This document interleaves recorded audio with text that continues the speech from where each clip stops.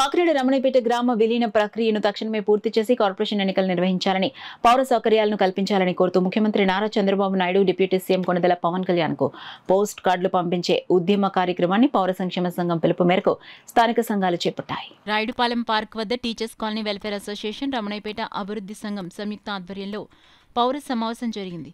సర్వశిక్ష అభియాన్ ఉమ్మడి తూర్పు జిల్లా డైరెక్టర్ డిఎన్ మూర్తి, దాసర నారాయణమూర్తి అధ్యక్షతన జరిగిన సమావేశంలో పౌర సంఘం కన్వీనర్ సామాజికవేత్త దుసర్లపూడి రమణరాజు ముఖ్య అతిథిగా పాల్గొన్నారు.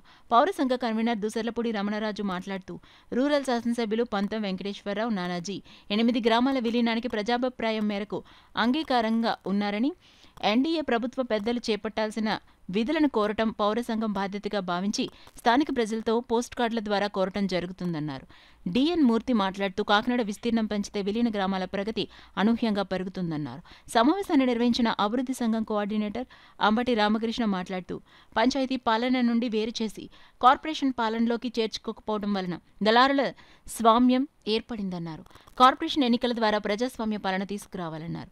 స్థానిక పోస్ట్ బాక్స్ వద్ద రమణపేట పౌరులు క్యూలో నిలబడి పోస్ట్ కార్డులు పంపించారు. పౌర సంఘం 100 రోజుల ప్రణాళికలో భాగంగా 8 గ్రామాల సిటీలోని 48 డివిజన్ల నుండి ప్రముఖులు స్థానికులతో పోస్ట్ కార్డుల ఉద్యమం నిరంతర ప్రక్రియగా జరుగుతుందన్నారు. సమావేశంలో సంఘం ప్రధాన కార్యదర్శి కొత్తపల్లి నూకరాజు, ఇబ్రాహీం యువరాజు, కసిలంక సూరిబాబు, పెద్దిరెడ్డి సరస్వతి, ఏంజల్, జాజిముగ్గల అప్పారావు పాల్గొన్నారు.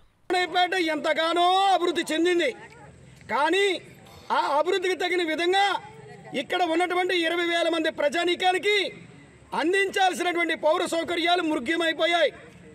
అందుచేతనే పంచాయతీ నుంచి వేరు చేసినటువంటి, ప్రభుత్వ గెజెట్ ఇచ్చినటువంటి, గవర్నర్ ఆర్డినెన్స్ పొందినటువంటి, రికార్డులు స్వాధీనం చేసుకున్నటువంటి ప్రక్రియలో ఈ యొక్క రమణయ్యపేటని కాకినాడ కార్పొరేషన్లో విలీనం చేసేటువంటి చర్యలకి ప్రభుత్వం ముందుకు రావాలని ఈనాటి సమావేశం తీర్మానం ద్వారా కోరడం జరుగుతూ ఉంది.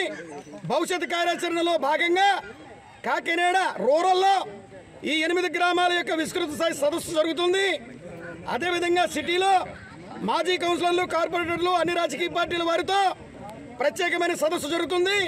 తదనంతరం మోటార్ సైకిళ్ల ర్యాలీ ద్వారాగా రాష్ట్ర ముఖ్యమంత్రి నారా చంద్రబాబు నాయుడు గారిని అమరావతికి వెళ్లి కలిసేటువంటి కార్యాచరణ ప్రజాహితంగా పౌర సంక్షేమ సంఘం చేపడతా ఉంది. అందరూ కూడా ఈ ఉద్యమంలో భాగస్వాములు కావాలని పిలుపునిస్తున్నారు.